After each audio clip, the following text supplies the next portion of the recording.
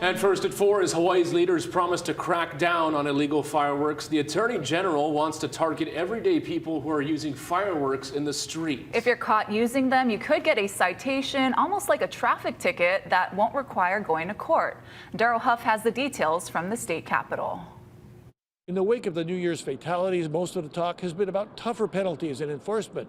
What the Attorney General is suggesting is that a lower punishment may be more effective. Going after the most serious offenders is not going to be what solves the problem. Because we do believe that the problem goes all the way down to the end user and stamping out the demand for the product.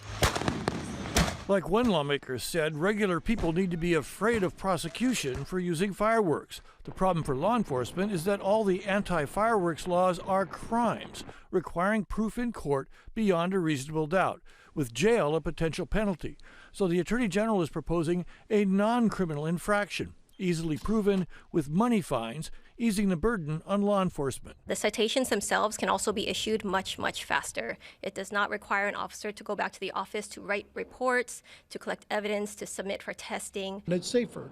It's safer for the officer who's trying to collect the evidence, right? And where we're going to store that, how we're going to transport that and put it safely somewhere. Officers stretched thin on New Year's often seem to ignore illegal activity because of the difficulty and time it takes to prosecute even minor fireworks crimes.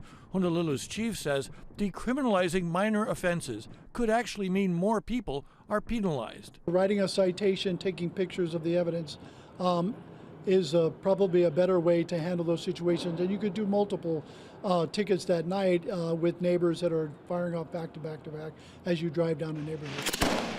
The governor says a $300 fine would do the trick. Repeat or more serious offenders, like those whose fireworks injure someone, would still face jail, as would fireworks dealers and property owners.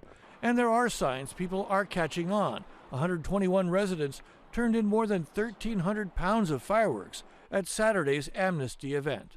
People do not want to go to jail because someone else launched fireworks from their house, or they want to make sure that they are careful about who rents their property. All these suggestions will be sent downstairs to the legislature, which convenes this week. Reporting from the state capitol, Daryl Huff, Hawaii News Now. Thank you, Daryl.